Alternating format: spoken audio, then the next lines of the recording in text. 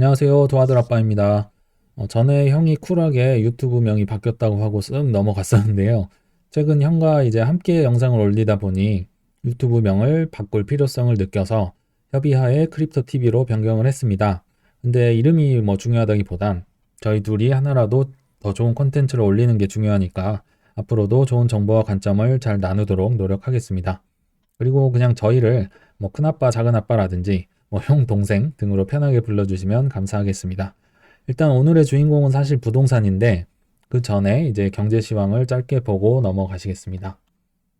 근데 뭐 요새 경제 시황을 짧게 요약을 한다면 결국은 먹고 살기가 너무너무 힘들고 이 위기가 장기전이 될 수도 있다 정도로 요약을 할 수 있을 것 같은데요.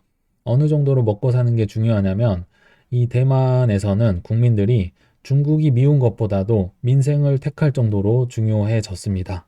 무슨 얘기냐면 미국의 중간선거처럼 대만에서도 이제 지방선거가 있었어요.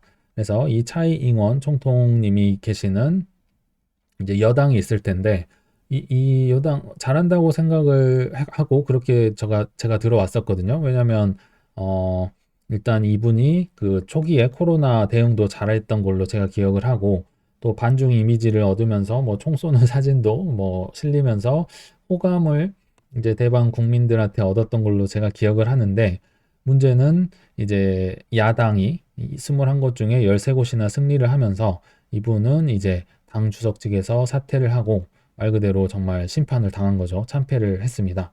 그 이유를 보면 결국은 중국 안보 위협에도 민생을 택했다. 그러니까 중국이 아무리 뭐 싫어도 전쟁은 뭐 뒤에 하는 거고 할지 안 할지도 모르는 건데 지금 당장 나 먹고 사는 게 중요하다. 코로나 백신도 좀 빨리 왔었으면 좋았겠고 또 친미를 하다 보니까 중국의 규제가 너무 세잖아요. 그러니까 먹고 살기가 팍팍해지는 거예요. 그러니까 이 야당이 중국과 친하거든요. 그럼에도 불구하고 야당을 선택할 수밖에 없을 정도로 참 먹고 사는 게 심각한 문제다.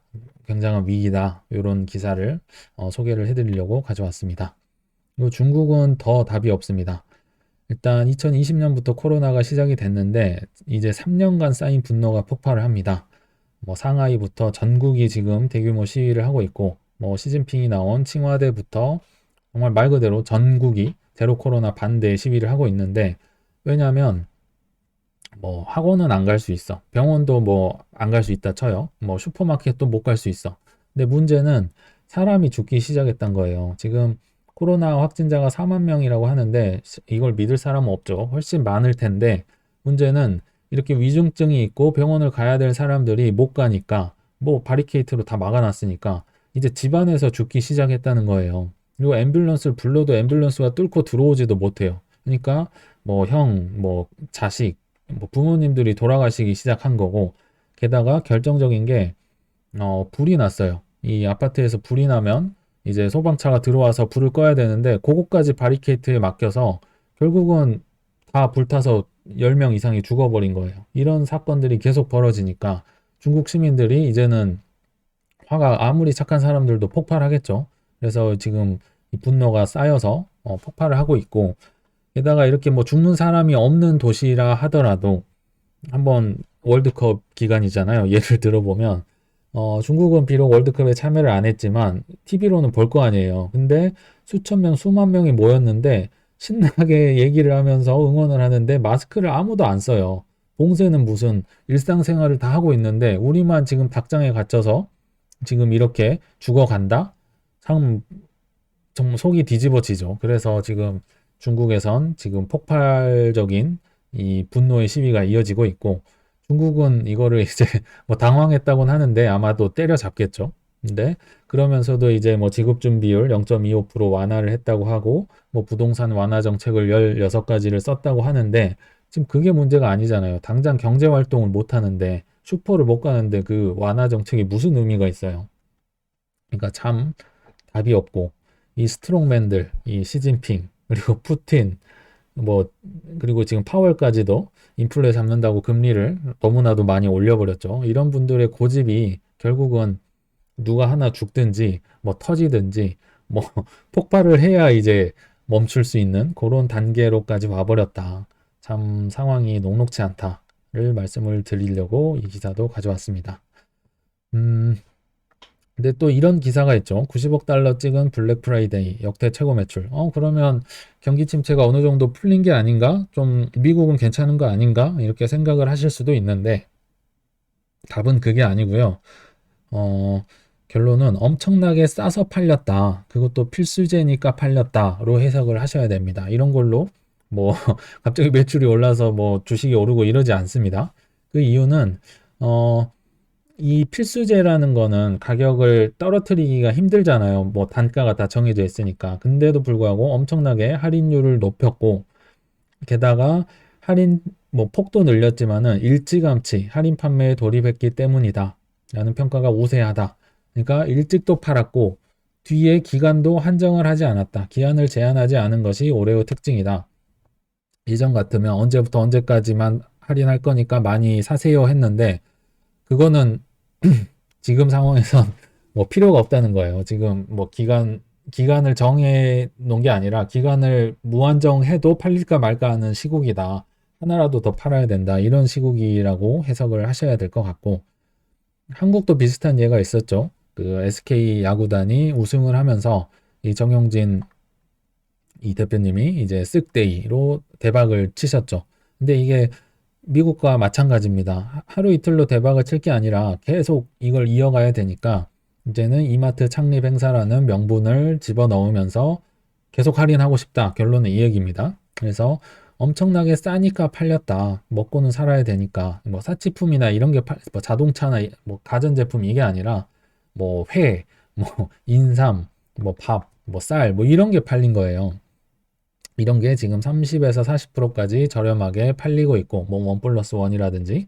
그래서 와이프도 여기 가서 뭐, 달걀 두 판에 뭐, 9,800원인가? 되게 싸잖아요. 그런 식으로 정말 말도 안 되게 싸게 파니까 사람들이 몰려서 뭐, 계획 대비 140%를 달성을 매출을 했고, 뭐, 전년 대비 2.1배 매출이 증가했다. 이렇게 나온 겁니다. 이걸로 인해서 뭐, 불황이 끝났다고 착각을 하시면 큰일 난다. 이 얘기를 드리려고 가져왔습니다.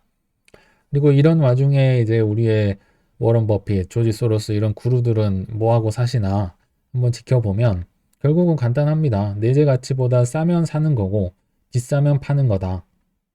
뭐보다 비싸면 내재 가치보다 비싸면 파는 거다. 이 얘기를 드리려고 이제 가져왔고요. 지금 엔저라는 말은 많이 들어보셨잖아요. 그래서 역대급 엔저니까 이 버핏 형님은 일본의 좋은 주식, 뭐 종합상사주들을 또 쓸어 담고 계신다. 그리고 TSMC 반도체나 옥시덴탈, 쉐보론 이런 석유 업체들도 사셨다. 근데 저는 여기를 소개를 해드리려고 한 게 아니라 방점을 두는 거는 비싸면 파는 거다. 내재 가치보다 비쌉니다. 그러니까 요 얘기를 드리려고 이걸 가져왔어요. 조지 소로스님을 보면 전기차 스타트업 투자에서 큰 손실을 보셨습니다. 특히 리비안에서 아픈 손가락. 그러니까 리비안이 이제 아픈 손가락이 되면서 2분기 이어서 3분기도 매도를 하셨는데 엄청 손해를 보고서도 내재 가치보다 비싸니까 파시고 계신 겁니다. 왜냐? 이 위기가 지금 길어질 수 있으니까 현금 확보는 해야 되고 아닌 건 아니라고 지금 잘랐다는 거예요. 저는 파는 것도 잘 파셔야 된다를 말씀을 드리려고 가져온 거예요. 워런 버핏 볼까요? 지금 매수도 있는데 매도도 있어요. 특히나 이 조지 소로스도 알파벳, 구글 이렇게 좋은 주식도 엄청 파셨다가 지금 오늘 11월 28일 기사에서 다시 사셨단 말도 있었는데 무엇보다 이제 워런 버핏 코카콜라 사랑은 유명하죠. 뭐 하루에 뭐 5잔인가 뭐 이상 드시는 걸로 알고 있고 어렸을 때도 그때는 뭐 마케팅 데이터가 없으니까 직접 길거리 돌아다니면서 병 따개를 주었대요.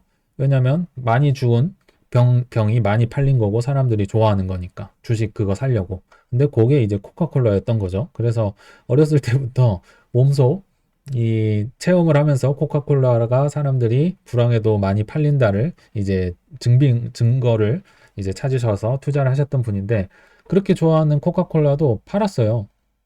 엄청나게 많이 파셨습니다. 두 번째로 많이 파셨고. 왜냐? 뭐 목표한 수익이 있었으니까 그걸 달성했으면 파는 거고 또는 더 다른 좋은 거를 살려고 팔았을 수도 있고 결론은 내재 가치보다 비싸면 손해를 보시더라도 파는 것도 필요하다. 살아남기 위해서 그 얘기를 드리려고 이 기사는 가져왔습니다. 이제 드디어 본론인 부동산에 왔는데요. 이 부동산 얘기를 하고 싶은 이유가 있어요. 너무 이상하잖아요. 부동산의 하락 속도가 너무 빠르잖아요. 뭐, 경기에 후행한다고도 하고, 뭐 천천히, 뭐 주식처럼 떨어지는 건 있을 수 없는 일인데, 하락 속도가 너무 크니까 왜 그럴까 하는 의문점에서 일단 궁금증에서 이런 여러 가지 것들을 알아봤고 뒤에서 나름대로 결론을 말씀을 드리겠습니다. 근데 이제 현재 상황은 이렇습니다. 기사가 뭐 11월 28일 기사인데요. 피말리는 6개월. 드디어 집 팔렸어요. 결론부터 얘기하면 단지 내 최저가에서도 4천만 원을 더 깎아줬음에도 불구하고 팔아서 한턱 쏘고 계신다. 이게 결론입니다. 최저가 매물인데도 사람들이 집 보러 와서는 그 자리에서 3, 4천을 더 깎죠. 근데 뒤도 돌아보지 않고 다 맞춰드려서 너무 기분 좋게 지금 직장인 A씨가 세종시에 사는 A씨가 이 집을 팔아서 너무 좋아서 6개월 피말리다가 이제 주위의 사람들한테 맥주를 한 잔 사셨다. 너무 기분이 좋다. 이 얘기를 뭐 축하를 받았다. 이 얘기를 한 겁니다. 뭐 이거 말고도 사연이 여러 개 있습니다. 뭐 8억 얼마에 팔려고 했다가 뭐 2억 넘게 이제 호가를 낮춰서 결국은 파셨다. 이런 얘기들이 있는데, 어, 이제 마지막 결론이 참 재밌는데요. 단지 내 최저가로 내놓으니까 10팀이 보고 갔어요.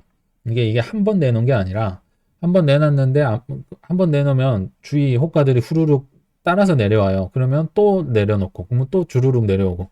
몇 번을 하셨더니 10팀이 보고 갔다는 겁니다. 한 번에 이렇게 절대 10팀이 보러 오지 않습니다. 이런 걸 보고 부동산에서는 어, 호랑이들이 어슬렁거린다고 얘기를 해요. 밑에서 이제 자기가 목표한 금액까지 이때 오면 이제 낚아채는 거죠, 호랑이들이. 그래서 결국은 최저가로 내놓으면 살 사람들은 사간다.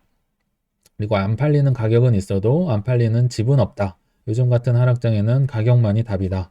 뭐 물론 제 얘기이기도 합니다. 저도 얼마 전에 집을 팔았었는데 결국은 참 이렇게 피말리고 저도 고생을 많이 했는데 이렇게 참 힘든 상황이다. 근데도 팔려면 이렇게 하셔야 된다. 이 얘기를 일단 소개를 해드리려고 가져왔고요. 경매 시장도 짧게 말씀을 한번 드려보면 일단은 중요한 수치가 두 개가 있어요. 낙찰률이 있고 낙찰가율이 있어요. 근데 낙찰률은 뭐냐면 진행 건수 대비해서 낙찰 건수입니다. 그러니까 100개의 물건이 있으면 15.8개가 이제 낙찰이 된 건수란 거고 낙찰가율은 뭐냐면 감정가 어떤 감정평가 하시는 분들이 뭐 감정가 대비 그렇게 설정한 감정가 대비해서 낙찰가가 얼마였다. 그 비율인 겁니다. 그러니까 10억이었으면 감정가가 요새는 감정가도 떨어지겠죠. 근데 거기 10억이었으면 낙찰은 뭐 8억 7천에 됐다. 그 얘기인 거예요. 그래서 이거는 일단 한 3, 4개월 전에 과거에 이렇게 낙찰가율이 많이 떨어졌다. 94.3%까지 떨어졌다를 이제 뭐 위기라고 하면서 보여준 그래프인데요. 이 후속 기사를 보면 올해 7월, 8월, 9월, 10월, 11월 오면서 이제 낙찰률은 뭐 어마무시하게 떨어졌고 낙찰가율도 87%.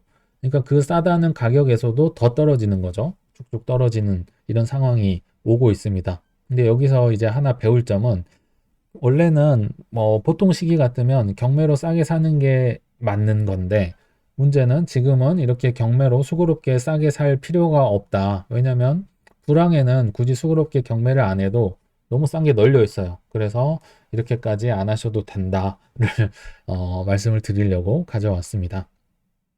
그래서 이제 뭐 거의 본론인데요.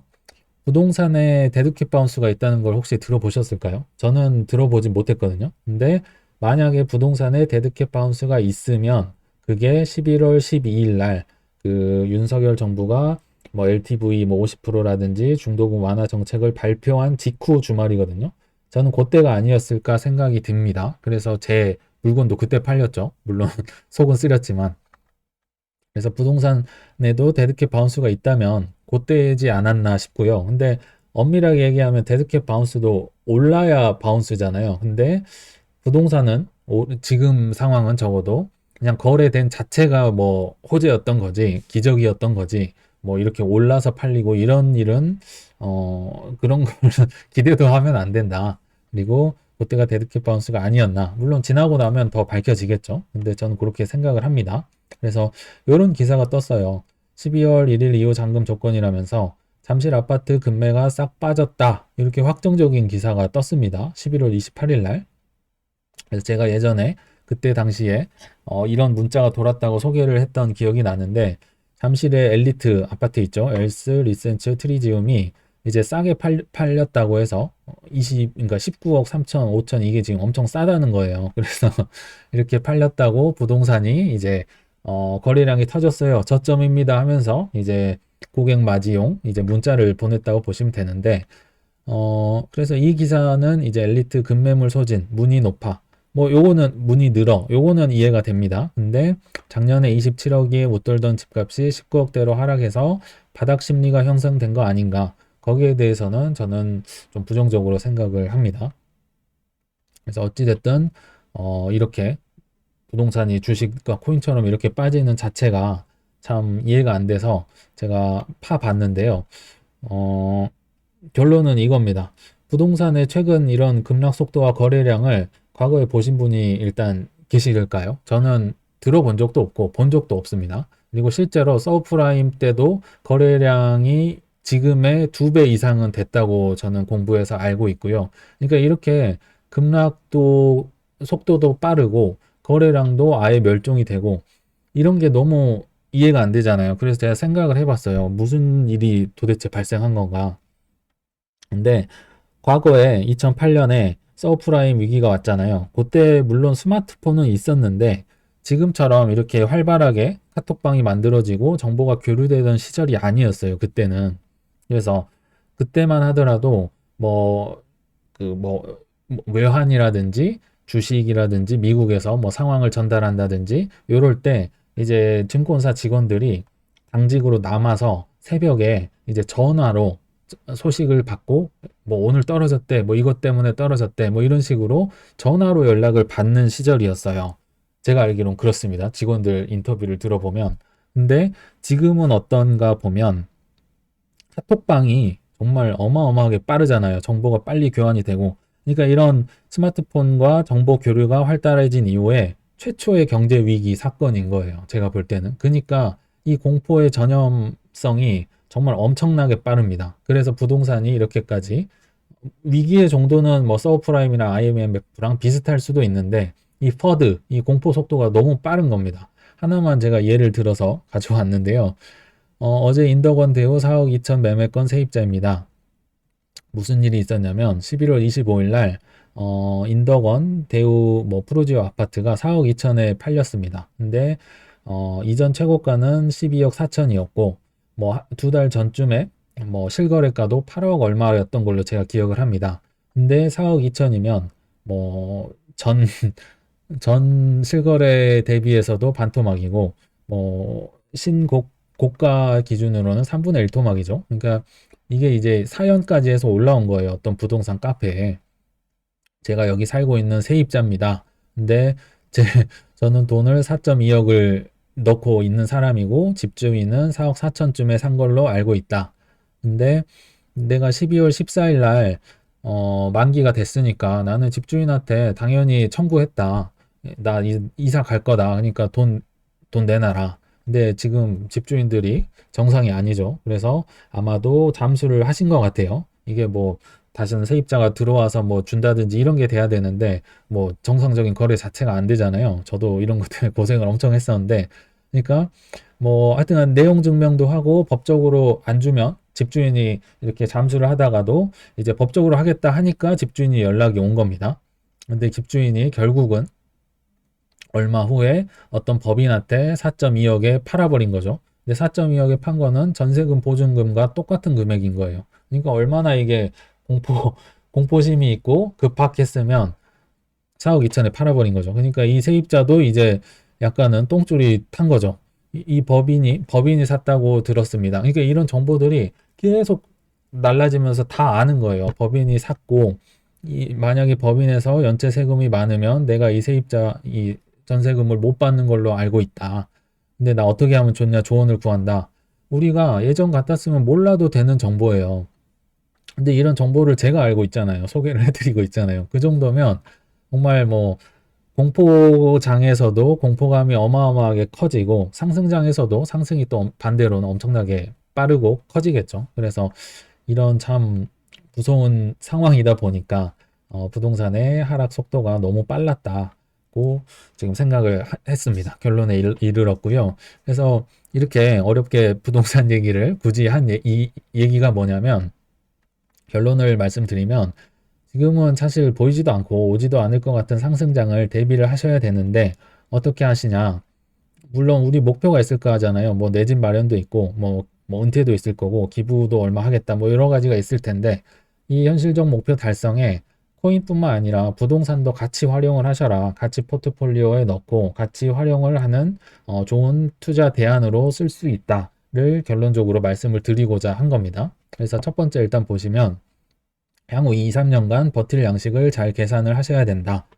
물론 맨날 떨어질 때마다 사라고 하시는 그런 무책임한 사람들 말을 듣지 마시고, 내가 살아남아야 뭐 나중에 올라서 뭐 열매를 따먹든지 할 거 아니에요. 그래서 좀 뭐 덜 떨어졌다든지 아니면 중간에 조금 뭐 튀었다든지 이런 것들을, 아니면 뭘 뭐 해제를 한다든지 뭐 이런 식으로 내가 버틸 양식을 잘 계산을 하셔야 된다. 우리는 25년을 맞이하셔야 된다. 요 얘기를 드리려고 1번 얘기를 가져왔고, 두 번째는 아까 말씀드렸지만 스마트폰, 결국은 카톡방입니다. 스마트폰도 2008년에 있었어요. 근데 이 카톡이 그때 뭐 며칠간 멈췄다고 해서 대한민국이 멈춰버렸죠. 그런 식으로 이 카톡방이 보급된 이후로 지금 우리는 최초의 경제 위기를 맞이하고 있습니다. 그래서 코인 주식 못지않게 부동산도 급락이 왔다고 생각이 됩니다.